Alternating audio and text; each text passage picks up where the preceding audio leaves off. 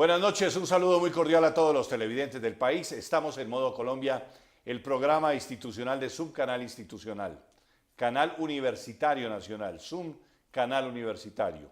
Este es un programa donde ustedes pueden intervenir, pueden participar directamente con nuestros invitados a través de nuestras redes sociales.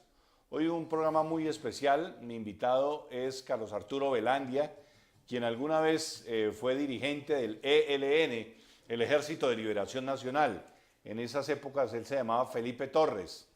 Felipe en esa época era un dirigente guerrillero muy fuerte, parte del Comando Central del ELN. Ese es nuestro tema de esta noche. Hoy vamos a hablar de todo el proceso de paz del ELN y un poco a recordar la historia de este movimiento guerrillero que surge hacia 1965 en Santander, y un poco es lo que vamos a recordar con Carlos Arturo Velandia. Carlos, muchas gracias y bienvenido al programa. Muy buenas noches, Francisco. Muchas gracias por la invitación y a tu disposición. Bueno, muchas gracias. Katy Sánchez es nuestra webmaster. Katy, buenas noches y cuéntenos las direcciones con las que ustedes pueden intervenir y participar en Modo Colombia. Katy. Muy buenas noches, les recordamos a nuestros seguidores y televidentes que pueden seguirnos a través de nuestras redes sociales, en Twitter, @canalzoomtv, #ModoColombia, y escucharnos vía streaming por nuestra página web, www.zoomcanal.com.co, o también pueden vernos y visitarnos en nuestro canal de YouTube, en Canal Universitario Nacional Zoom. Muy bien, estamos en Modo Colombia y empezamos nuestro diálogo con Carlos Arturo Velandia, un gestor de paz actual y que alguna vez estuvo en las guerrillas del ELN. Hablando de la historia, Carlos Arturo, ¿cómo empieza el ELN? En 1965, en las montañas de Santander, surge en la Universidad Industrial de Santander, el ELN. Sí, tiene una gran conexión con la Universidad Industrial y con el Colegio de Santander. Ajá. El ELN nace en tierras de Santander y fue una organización que surgió como producto de un acuerdo, de un entendimiento, de una actividad clandestina de un grupo de revolucionarios colombianos que decidieron y escogieron el territorio santandereano como el más apto para sembrar una guerrilla, o que de allí surgiera una guerrilla por los acumulados de luchas sociales que había en esos territorios. Era un momento, 4 años atrás había llegado Fidel Castro a La Habana, había triunfado la Revolución Cubana, ya una revolución que probó que las revoluciones podían llegar al poder. Y viene en Colombia un movimiento muy fuerte, venía pues el proceso de las FARC, un movimiento campesino, y viene la famosa teología de la liberación, todos unos curas inquietos por hacer de la lucha armada un lema. Estamos hablando, por ejemplo, del padre Domingo Laín, de la famosa movimiento Golconda, de teología de la liberación. Así es, pero esto ocurre precisamente, la teología de la liberación es un poco, unos años un poquito después. Pero obviamente el ELN se formó un poco al abrigo de la Revolución Cubana. Okay. Pero no porque fuera un producto de la Revolución Cubana, no, fue un producto de las contradicciones nuestras en Colombia. Fue producto también de una decisión de colombianos que, siguiendo el ejemplo de Fidel y sus barbudos en la Sierra Maestra, creyeron y vieron la posibilidad de hacer algo parecido aquí en Colombia, y le resultó, cuajó el proyecto de una guerrilla en Colombia. Eran los dirigentes como Víctor Medina, así es, Ricardo Lara Parada, sí, sí. Jaime Arenas, ¿no? Que después lo matan aquí en Bogotá. ¿Qué se acuerda de esa época?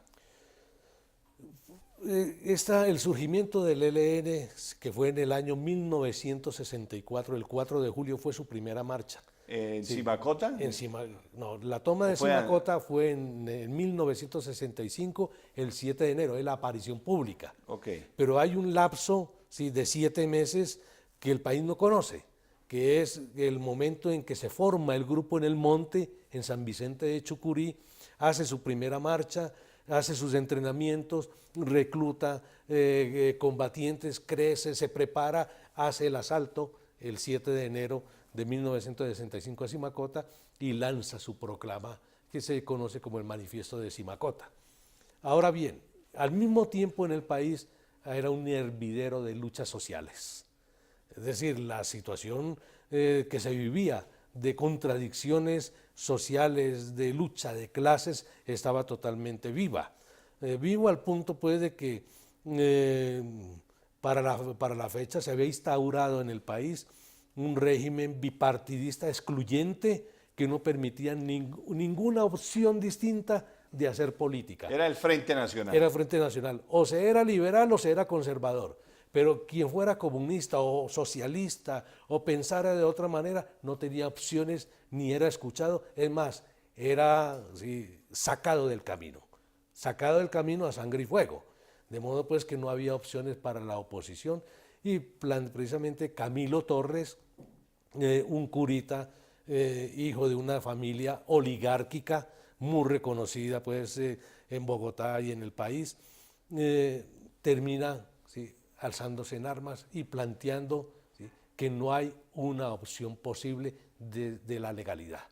Dice, todas las vías están agotadas, el que escruta es el que elige, el pueblo intenta llegar a las transformaciones y no es escuchado, no tiene posibilidad, no hay otro camino que alzarse en armas. Pero Camilo era un soñador, fue prácticamente utilizado por el ENL. ¿Usted qué piensa?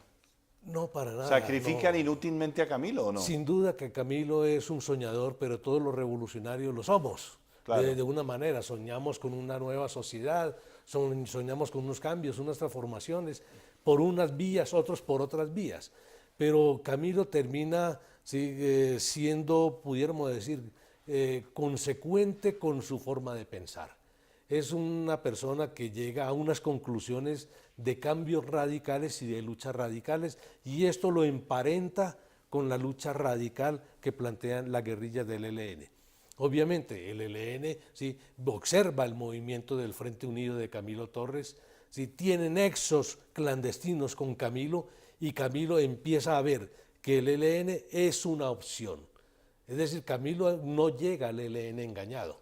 No era tampoco tan ingenuo como para dejarse engañar o dejarse utilizar. Pero llenaba plazas Camilo Torres, era un cura, llamaba la atención. ¿No cree usted que les faltó valorarlo más políticamente y a Fabio Vázquez ir y dejarlo en el primer combate, que fuera a recuperar su fusil, como era un poco la filosofía guerrillera del momento? Él no había podido aplazar un poco eso y darle más un valor político a Camilo. Por eso le digo que lo sacrificaron. Pero Camilo llega a la guerrilla porque ya no tiene más espacio de desarrollar su lucha en las plazas públicas. Ya hay un plan para asesinarlo. Es más, los mismos amigos y amigos militares, entre ellos Valencia Tobar, le dice a la familia, a Camilo lo van a matar. A Camilo le va a pasar algo parecido que lo que le pasó a Gaitán. Y Camilo es consciente y dice, yo no quiero que me pase a mí lo que le pasó a Jorge Eliezer Gaitán. Que me maten y quede esto en la impunidad y sofoquen una posibilidad, me voy para la guerrilla. Y Valencia Tobar finalmente terminó matando a Camilo, dando las órdenes del operativo. Así es. Era el comandante de la Quinta Brigada. Comandante de la Quinta Brigada. ¿En qué momento, me encantaría seguir hablando de Camilo, pero para que podamos seguir avanzando, ¿en qué momento entra el padre, el cura Pérez, Manuel Pérez, ya a la guerrilla, y la guerrilla entra en otra fase, el ELN? Después de la muerte de Camilo en 1967. Sí. A Camilo lo matan el 15 de febrero de 1967 en un combate. En Patio Cemento. En Patio Cemento, en San Vicente de Chucurí, sí, en la región donde nació el ELN. Ajá. Curiosamente, Camilo solamente estuvo 4 meses en la guerrilla. Un guerrillero de 4 meses con una inexperto total. Él no sabía de las artes de la guerra, sin embargo, estando en una guerrilla, para él era imperioso tener este tipo de experiencias, participar en este tipo de combate. Sobre esto se ha especulado mucho, se han levantado unas historias y hasta unos mitos sobre si Fabio lo llevó, si él quiso ir, bueno, sobre esto. El hecho es que él cae en una acción militar. En la primera, a la que fue. En la primera, única y última, que le cuesta la vida a Camilo, y con eso nace el mito de Camilo Torres, que hay que desmitificarlo si queremos realmente que Camilo pueda tener vida, y su ejemplo y sus enseñanzas que más allá de haberse incorporado a la guerrilla, son de gran valía para la sociedad colombiana. Ahora bien, muerto Camilo, ¿sí?, la noticia cunde por el mundo. En Europa hay unos curitas, ¿sí?, y allí entre esos curitas, obreros, unos curitas obreros, está Domingo Laín Sáenz, Antonio Jiménez Comín y Manuel Pérez Martínez. 3 curitas que se hicieron curas en una población que se llama Alfamén, en la provincia de Aragón, ¿sí?, en España, muy cerca de Zaragoza. Ellos 3 fueron ordenados por el Papa Paulo VI y ellos hicieron un juramento, algo así como un pacto de sangre entre ellos. Eran 3 campesinos, hijos de familias muy nobles, muy pobres, y ellos dicen: nosotros no vamos a ser como los curas que ellos habían conocido, curas gordos, ¿sí?, que viven de la limosna, que viven bien, comen bien, poco sacrificio, pero poco transforman, ¿sí?, y se dedicaban únicamente pues a impartir los sacramentos y a decir la misa. Ellos habían conocido otra forma de ser cura y era la forma de los curas obreros. Dijeron: nosotros no vamos a ser curas que viven de los demás, vamos a ganarnos nuestro trabajo y vamos a estar directamente con la gente que sufre. Era una manera distinta. ¿Ahí nace la teología de la liberación? No, no específicamente. La teología de la liberación nace en América Latina. Nace como producto pues de un cuestionamiento crítico que hacen unos curas y unos obispos en el sentido de cuál es el papel nuestro, y sobre todo que vemos a nuestra Iglesia católica, apostólica romana muy ligada del poder, muy ligada de los poderosos, y cuando hay que mirar al pobre, cuando hay que mirar al que tiene más necesidad, más bien preferimos voltear la mirada hacia otro lado. Y entonces surge el concepto de la opción preferencial por los pobres. Y esta opción preferencial por los pobres se convierte en una doctrina y como un elemento rector. Sí, que el camino más directo para llegar a Dios es optando preferencialmente por los pobres y sirviéndole a los pobres, más que poniéndose a rezar, ¿sí? Y fue la práctica de la teología en Colombia, ¿no? Sí, sí. Y Golconda, háblame del movimiento Golconda. Golconda es una finca, es el nombre de una finca que queda en Buenaventura. Okay. Allí se hizo una reunión convocada por Monseñor, caramba, se me escapa el nombre, Monseñor Cano, bueno, un obispo que tenía una postura crítica hacia el clero, ¿sí?, convencional, el clero pontifical. Él tenía incluso una experiencia de vida de mucha relación con los pobres, con la gente. Era Monseñor Valencia Cano, ¿sí? Gerardo Valencia Cano. Okay. ¿Sí? Se hace una reunión allí en esa finca y van distintos curas, un poco, no diría que secreta, fue una reunión discreta, ¿sí? Fue una reunión que no fue pública. Allí se hace todo un análisis de la situación de Colombia, de la situación de América Latina, y allí surge el núcleo de lo que podría denominarse la versión colombiana de la teología de la liberación. ¿Sí? Versión colombiana. ¿En qué año fue eso? Esto tuvo que ser en el año 1997, 98. ¿90? ¿90? No, perdón, 68. Ah, ok. Escúcheme, 68, okay. Año 1968. Sí. Sí, hacia ese año creo que fue 67, 68. 67. Porque en el 68 vino la Conferencia Episcopal del CELAN en Medellín, que modificó, ¿sí?, la doctrina de la Iglesia Católica para América Latina. Vaticano. Y desde luego inspirada por el Concilio Vaticano II. ¿Sí? De modo pues que son varios sucesos, sí, que generan un elemento de crítica, pero al mismo tiempo también de surgimiento, diría yo, luminoso y inspirador, por decirlo de alguna manera, de una forma de amor eficaz, lo llamó Camilo Torres, ¿sí?, de actividad pastoral del lado de los pobres y al mismo tiempo de participar por transformaciones profundas para la sociedad. ¿En qué momento hay esa ligazón con el ELN y viene toda esa operación militar tan fuerte que fue lo de Anorí, que prácticamente acaba con el ELN, y cómo resurge el ELN? Se lo pregunto en unos instanticos. Vamos a darle paso a las redes sociales a ver qué nos están preguntando los estudiantes a esta hora. Katy.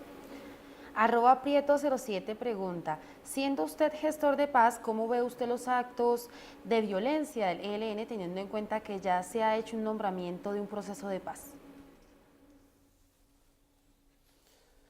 Soy gestor de paz, pero yo no puedo ni desconocer la historia, no le rindo culto a lo bélico, a las armas, pero son hechos que han ocurrido en la historia y es importante que estos sean examinados desde una perspectiva histórica e historiográfica, ¿sí? y desde una perspectiva de construcción de memoria para que no se vuelvan a repetir estos fenómenos de violencia y estos fenómenos de guerra. La guerra en Colombia hay que superarla, claro, y en eso estamos. Definitivamente. No quisiera de todas maneras acabar con esta parte histórica que me parece, pues además de apasionante, es muy interesante. ¿En qué momento llegan los Castaño, los hermanos Vázquez Castaño al ELN? ¿Y en qué momento entonces ya se da todo lo de la operación Anorí, que es un golpe muy fuerte al ELN? Prácticamente lo acaban. Es que los hermanos Vázquez están en la fundación del ELN. Ah, ok, vienen ahí. Tenemos que remontarnos al año 1962. En el año 1962 un grupo de colombianos, ¿sí?, estudiantes colombianos y latinoamericanos viajan a Cuba. ¿Sí? Viajan a Cuba ¿Y se forman allá? Y van a ofrecer su solidaridad, a conocer la revolución y a aportar con trabajo voluntario en la zafra cañera. ¿Sí? Es decir, a regalar trabajo voluntario, a formarse también. Pero estando allí los sorprende la crisis de octubre o la crisis de los misiles. La de los misiles, sí, con Kennedy. En el gobierno de Kennedy. Estamos hablando, sí, del 3 de octubre, sí, perdón, 2 de octubre del año 1962. ¿Sí? Cuando estalla la crisis es cuando un avión espía norteamericano, ¿sí?, sobrevuela Cuba y toma fotografía y encuentra que están instalando los hilos y los misiles balísticos que los rusos, los soviéticos han instalado en Cuba, obviamente con propósitos defensivos, pero no dejaba de ser una amenaza para la seguridad norteamericana. Estalla la crisis y como producto de esa crisis hay un bloqueo. La Marina norteamericana genera una suerte de abanico, ¿sí?, con naves de guerra para impedir el tráfico, ¿sí?, el tráfico marítimo, para que llegaran los barcos desde la Unión Soviética cargados con armamentos, con municiones o con víveres y esto. El mundo pendió de un hilo. ¿Sí? Los jefes de Estado de la Unión Soviética y de los Estados Unidos tenían el dedo listo para pulsar el botón nuclear. ¿Sí? Hubiera sido una conflagración, ¿sí? Quizás no estaríamos aquí, Francisco. Afortunadamente pudo más la razón, pudo más la contención, el sentido de un alto sentido de responsabilidad, ¿sí?, y se desmontó la crisis en solo 18 días. Pero allí en Cuba se vivió de otra manera. Allí en Cuba, pues, los cubanos no pudieron negociar, ¿sí? Khrushchev y Kennedy negociaron la solución de la crisis y los cubanos estaban de por medio. Los misiles estaban en Cuba y los ataques iban a ocurrir contra Cuba. De modo pues que, estando allí, el gobierno cubano, en un alto sentido de responsabilidad, le dice a estos jóvenes: váyanse para sus casas. Váyanse para sus casas porque aquí va a haber una guerra y nos van a borrar del mapa. Y si no nos borran, aquí hay que luchar, y ustedes no vinieron aquí, ustedes vinieron fue a aprender de la revolución, a brindarnos su apoyo, váyanse para sus casas. La mayoría se fue. Un grupo muy reducido que se denominó la Brigada José Antonio Galán, dijeron: nosotros nos quedamos. Y si hemos de morir, moriremos aquí defendiendo la revolución. Entre ellos estaba Heliodoro Ochoa, Víctor Medina Morón, Ricardo Lara Parada, Fabio Vázquez Castaño, que después de que se desmontó la crisis y dijeron: bueno, ya pasó la crisis, ya no hubo guerra, ¿y ahora qué hacemos? pues bueno, ya empezamos a recibir entrenamiento, entonces nos vamos para Colombia y vamos a montar nuestra guerrilla, porque aquí la lucha contra el imperio hay que darla desde múltiples territorios y desde Colombia tenemos que hacerlo. Montaron el ELN. Montaron el ELN como una decisión de los colombianos que estuvieron allí, no como una decisión de los cubanos que en algunos momentos se ha querido decir, de que la guerrilla fue un producto, una conspiración del comunismo internacional. No tiene absolutamente nada que ver, ¿sí? Fue una decisión de unos patriotas afiebrados, si se quiere, ¿sí? Pero eran colombianos nuestros, ¿sí? Jóvenes, estudiantes, que metidos y en el ardor de la revolución, ¿sí? Dijeron, aquí también podemos hacer la revolución en Colombia, y trataron de replicar lo que se hizo en Cuba. Fue muy funesto los Vázquez Castaño para el ELN, mataron a muchos de sus combatientes. Fabio Vázquez fue el dirigente y el líder per se, Sí. un tipo realmente pues he conocido muy pocas personas con este carisma, con esta requieren como determinada tipo como de capacidades. Sí, y Fabio tenía como un conjunto de características que lo hacían el líder per se, que lo hacían el caudillo, ¿sí? Un hombre muy capaz, con un don de mandos, un don de gentes, con una aura, pues, y un magnetismo muy que lo hace. Si él entrara a esta sala, ¿sí? Es decir, nadie podría ignorar que ha entrado un personaje al cual todo el mundo tiene que mirar, ¿sí? Por una u otra razón. Es este tipo de personas. De modo pues que Fabio concentra, es quien funda en últimas el ELN, es su primer dirigente en una dirección unipersonal. Él toma las decisiones. Muy autócrata, ¿no? Llega un momento en donde no se admite otro tipo de opinión, y sobre todo opinión que critique sus puntos de vista.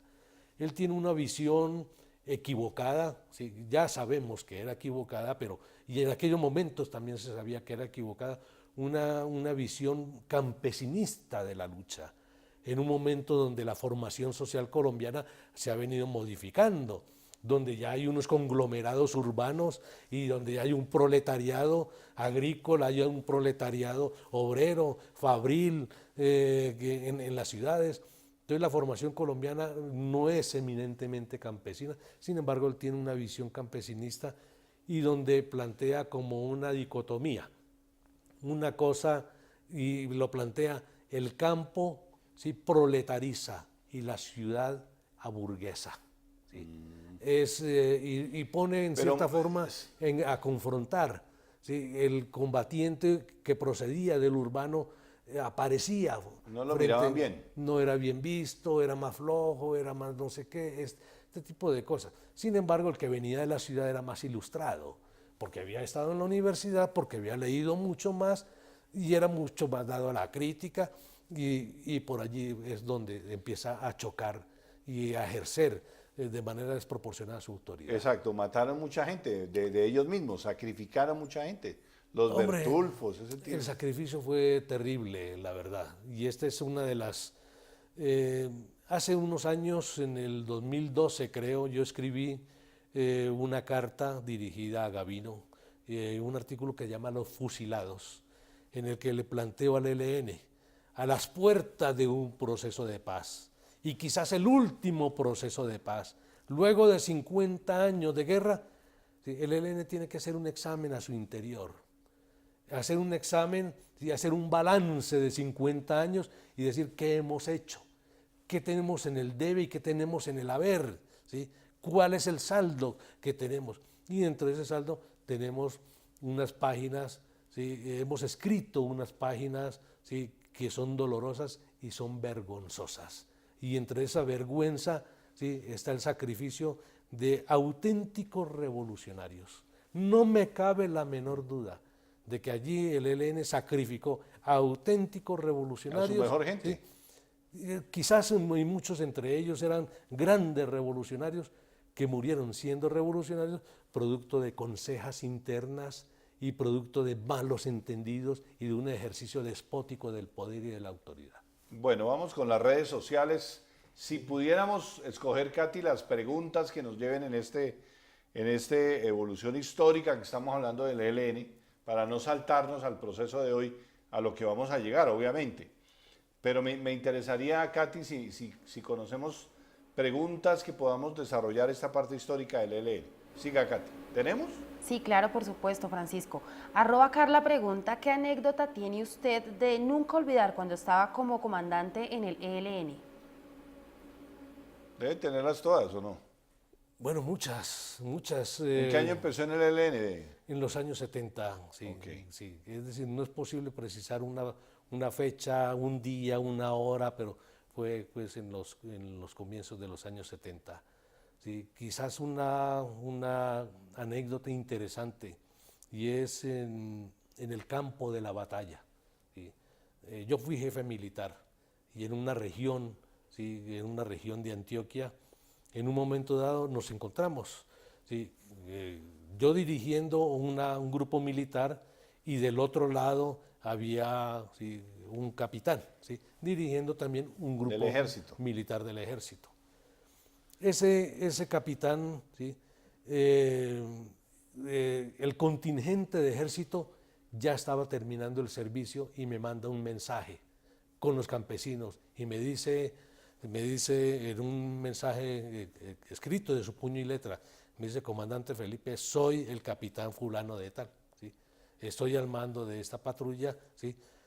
Por favor, ¿sí? Déjeme salir, déjeme que llegue, ¿sí? hasta el pueblo más cercano, ¿sí? porque estos muchachos se van para su casa. Ya estaban terminando el servicio. Estaban terminando el servicio. Obviamente, a mí fue algo insólito, me pareció algo insólito. Yo tenía la disposición de enfrentar a ese grupo y habíamos llegado allí a este terreno para enfrentarlos. Y la idea era, vamos a hacer una gran emboscada, una gran acción y a recuperar su armamento. ¿Sí? Pero me llega este mensaje, ¿sí? y te cuento que no fui capaz de actuar ofensivamente. Te lo digo porque primero me impactó el gesto. ¿Cómo así que el enemigo me escribe a mí una carta y me dice: comandante Felipe, estas cosas, tal? Y déjeme salir, deje que estos muchachos lleguen a su casa, porque en últimas era eso, ya cumplieron su servicio, se van, ¿sí? Lograron salir de la guerra, ¿sí? Obviamente sí, yo retiré. ¿Los dejó salir? Por supuesto que no había manera. Este es un hecho donde, como esto, luego posteriormente se repitieron muchos y muchos otros. Es decir, quienes hemos estado en la guerra de uno y otro lado podemos lograr entendernos mejor al momento de buscar salidas y buscar soluciones, porque hemos sufrido, porque entendemos a nuestras gentes, a nuestras tropas, sabemos el sacrificio y también sabemos del honor militar en uno y otro bando. Las historias de la guerra. A ver, Katy. @Ramón12 pregunta, ¿qué beneficios recibió usted por parte del gobierno nacional cuando entró a la vida civil? Ninguno.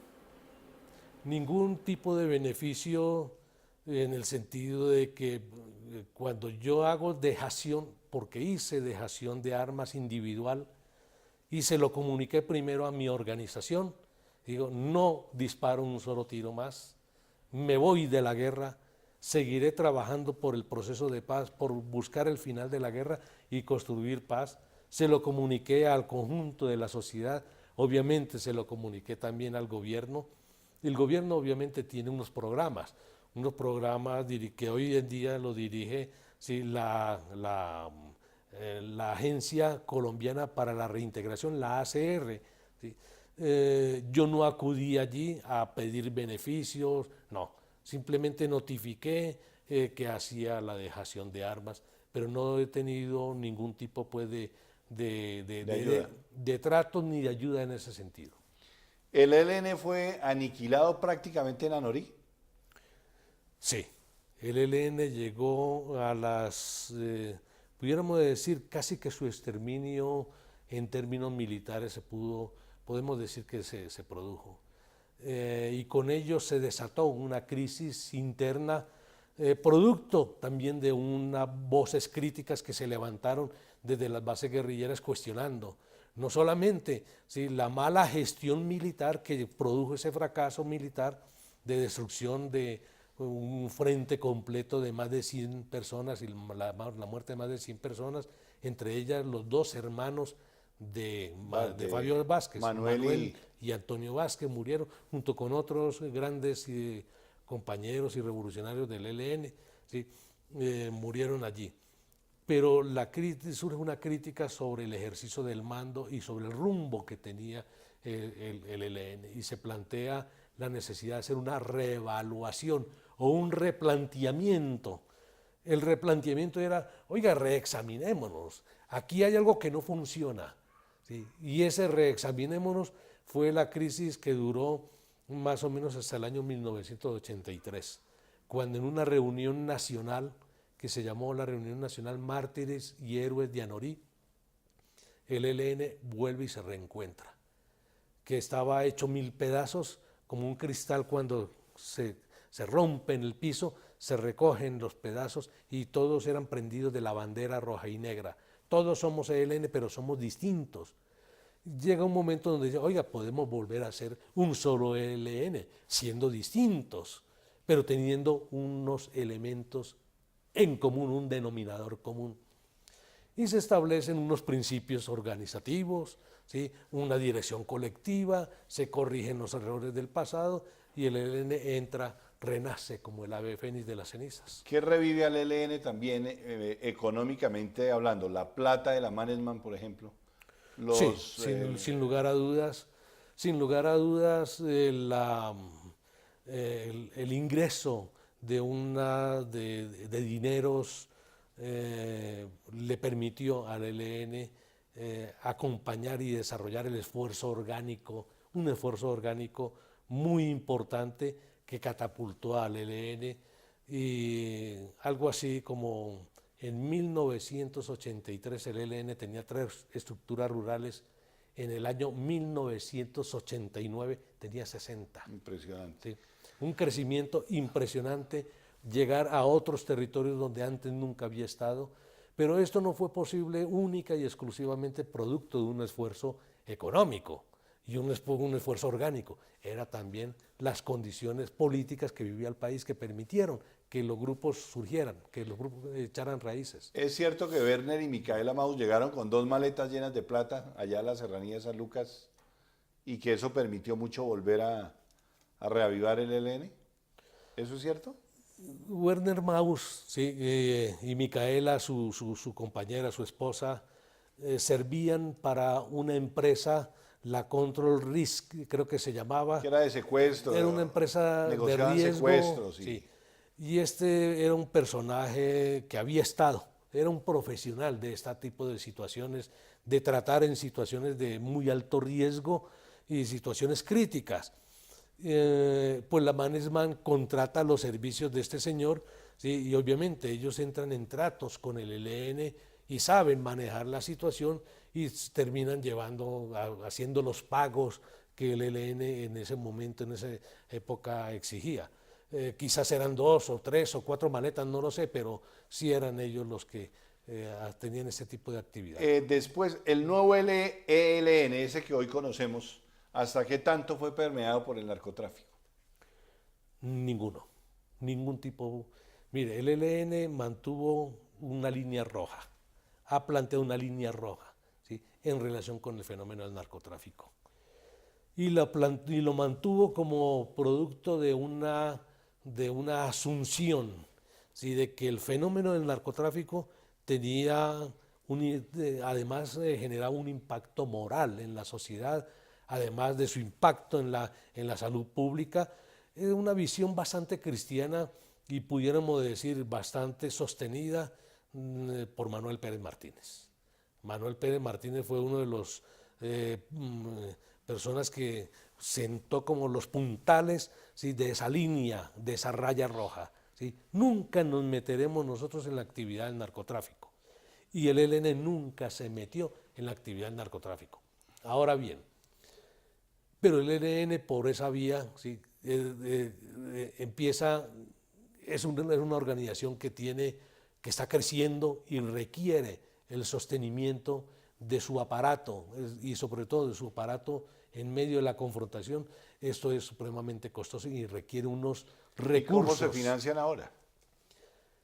El ELN después ¿sí? aprueba ¿sí? empezar a cobrar ¿sí? un impuesto por gramaje ¿sí?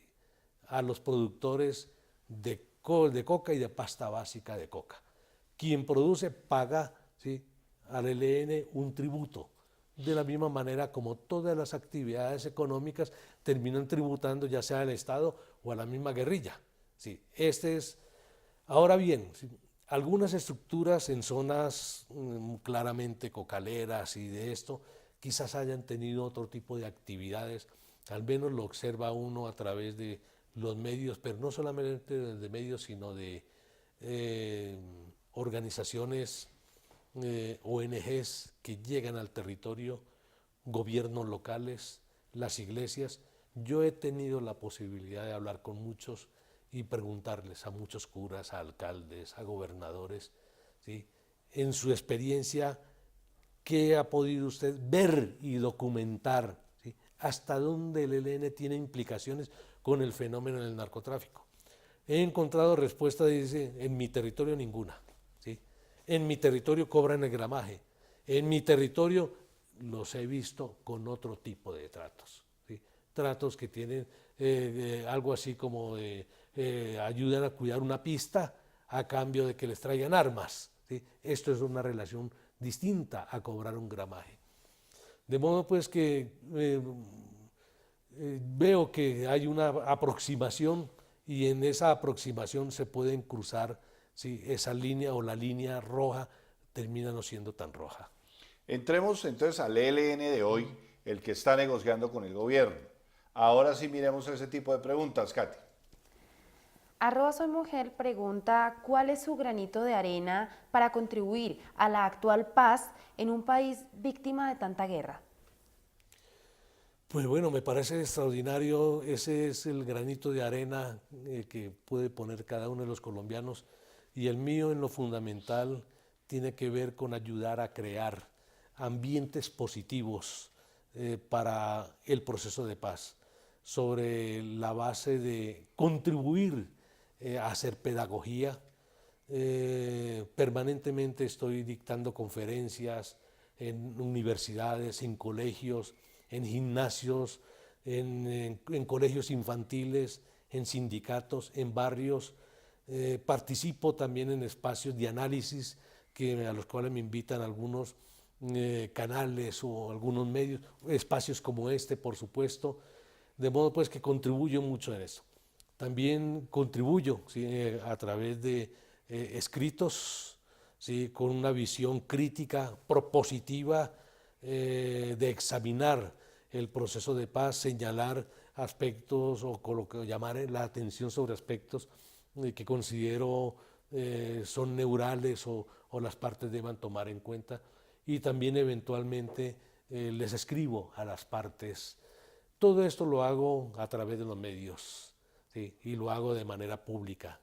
No tengo relaciones secretas, mis relaciones con el Ejército de Liberación Nacional son abiertas, son públicas. Tengo unos nexos con el ELN sentimentales y morales, unos lazos de fraternidad que son indestructibles, pero no tengo vínculos orgánicos ni ninguna relación mando-obediencia ¿sí? con el Ejército de Liberación Nacional. Mis días de militancia quedaron atrás. Mi vínculo con la guerra quedó mucho atrás y la única militancia que tengo ¿sí? y en la que quiero permanecer es en la de la construcción de la paz. Qué bueno, qué bueno. Vamos con las redes sociales, Katy. @Julio12 pregunta ¿cómo ve usted al ELN mediante el proceso que se realizó con las FARC?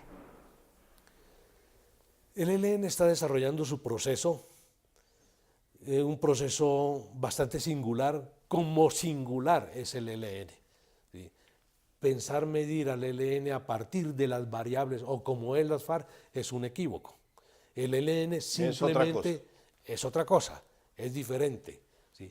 Ahora bien, ¿sí? Alrededor del ELN se ha creado, ¿sí?, un mito, y es el mito de la dificultad.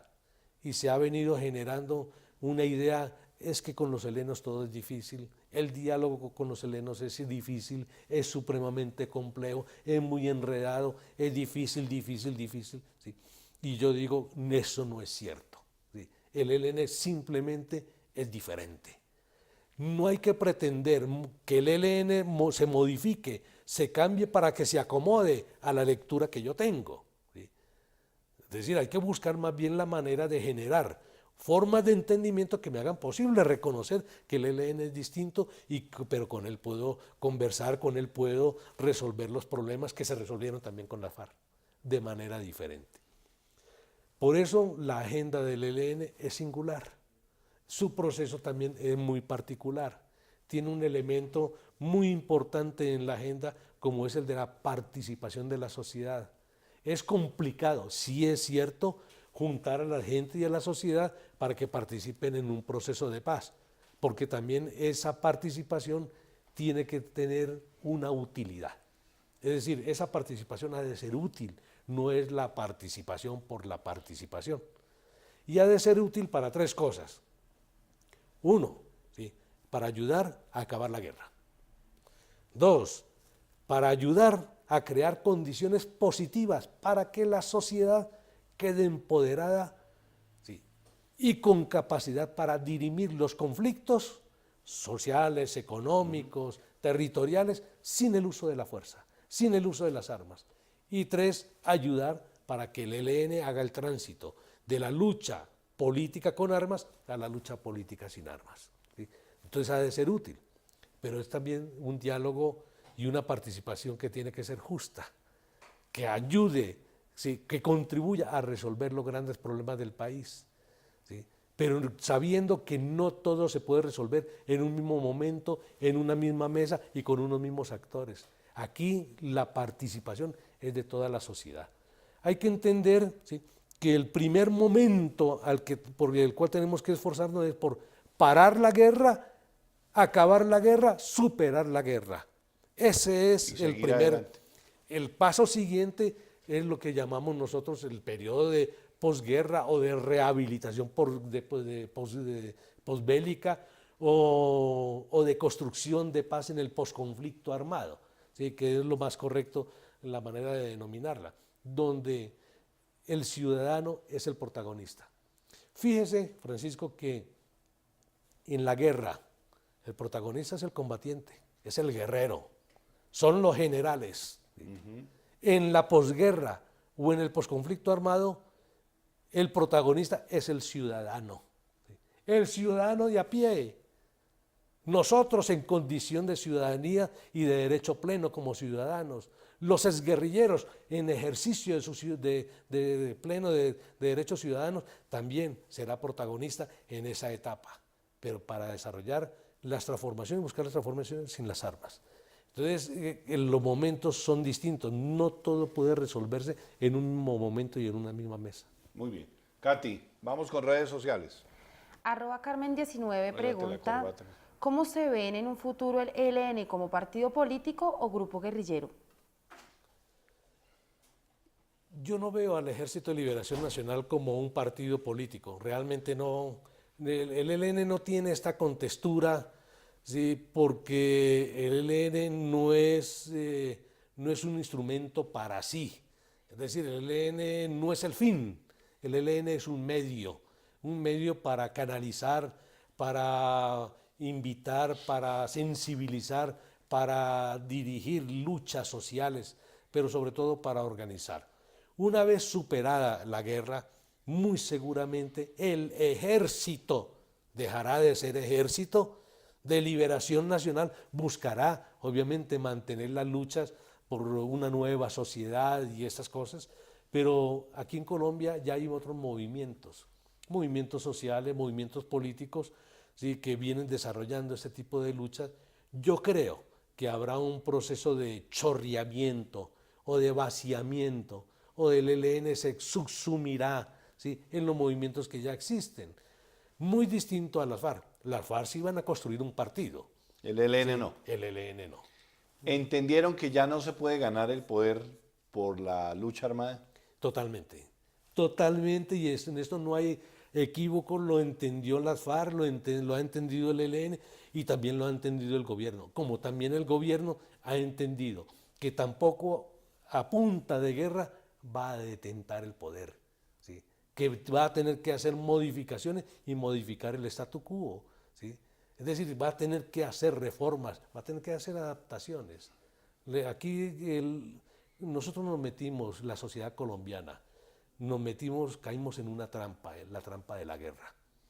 Una trampa tan grande, tan profunda, que nos ha demorado 53 años en salir de ella. Y aún, ¿sí?, intentamos salir y buscar salir de allí, y hay como fuerzas que nos arrastran para el foso, para el hondo de la guerra, a mantenernos allí sepultados. Y es muy complejo esta situación.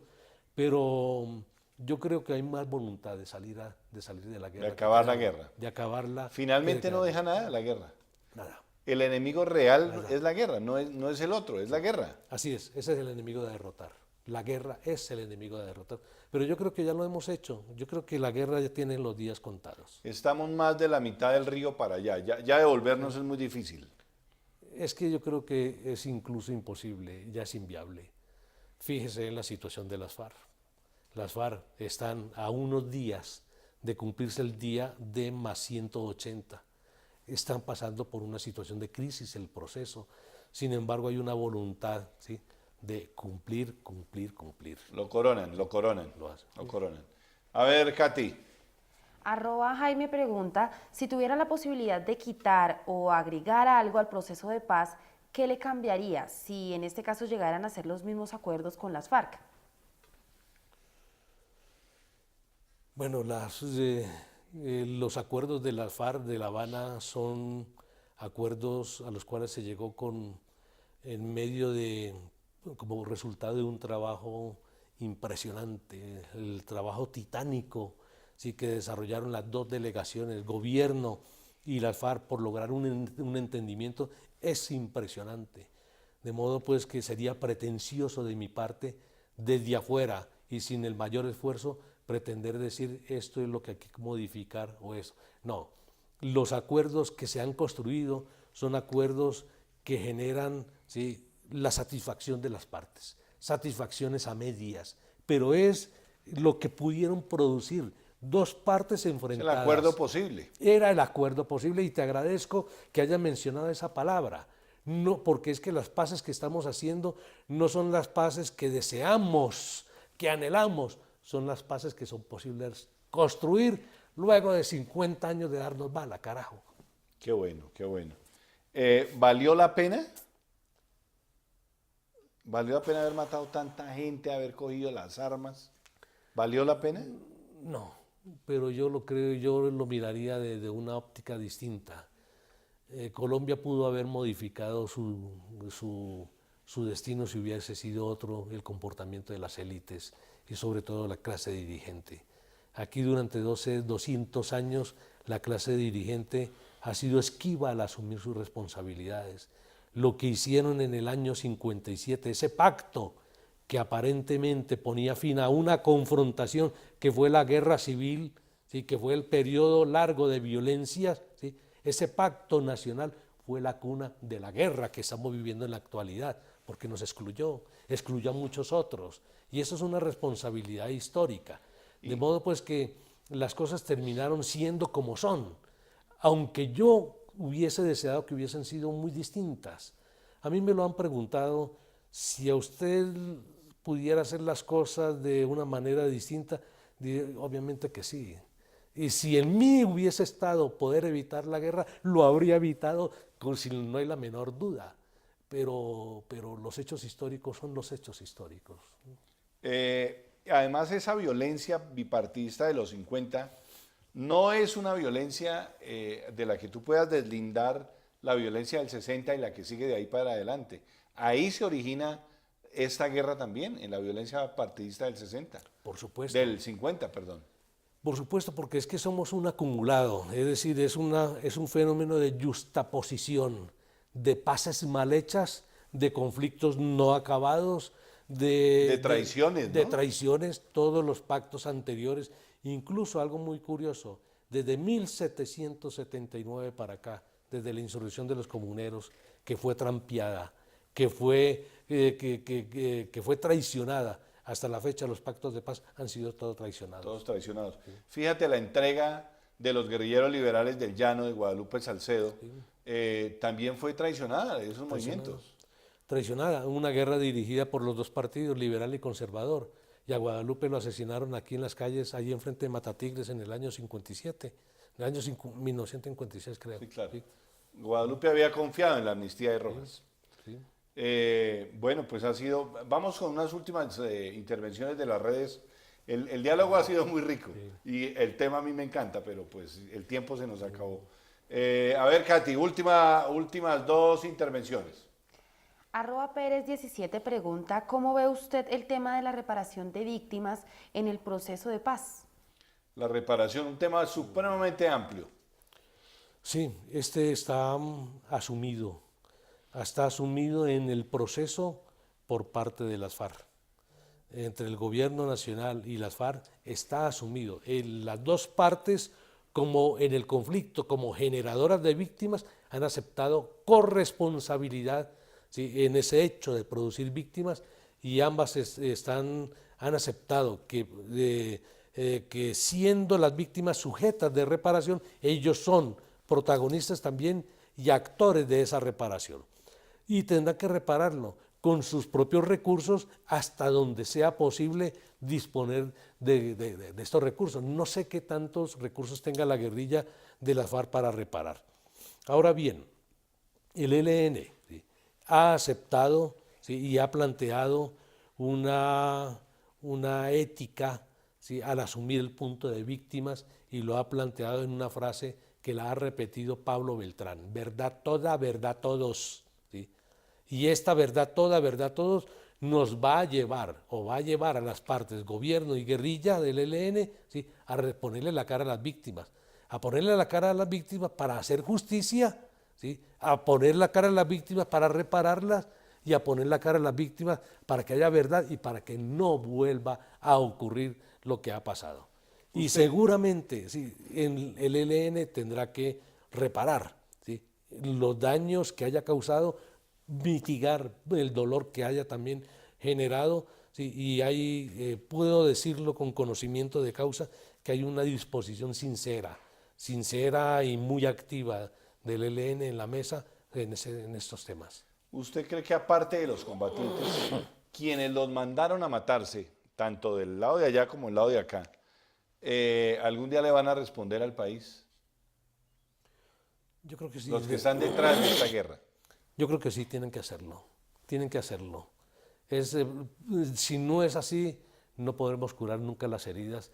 Y te lo digo porque yo viví en España y allí pude vivir de manera directa, ¿sí?, esa discusión, y cómo están vivas luego de 50 años, después de 50 años de la Guerra Civil Española. Como no hubo verdad, como allí se impuso pues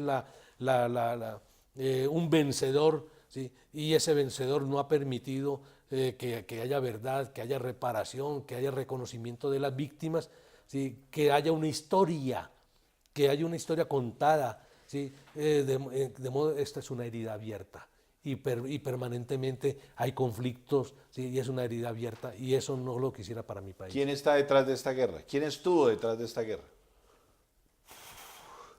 Las élites, no me cabe la menor duda. Las élites en sus apetitos, en su egoísmo terrible, terrible. Colombia puede ser uno de los países además más hermosos, puede ser de los más equitativos, porque tenemos con qué, Francisco. Todo sobrado. Tenemos riquezas, tenemos unas gentes extraordinarias, de una generosidad, pero la cicatería, el egoísmo, la avaricia, la ambición de unos pocos núcleos muy poderosos, ¿sí?, que quieren hacerse con todo. no es posible que Colombia sea a nivel mundial el séptimo país más inequitativo del mundo y el segundo en América. Con Caramba, toda la riqueza que con toda tenemos, la ¿no? riqueza. Entonces el problema es de inequidad, es decir, de falta de equidad. No estamos planteando igualdad.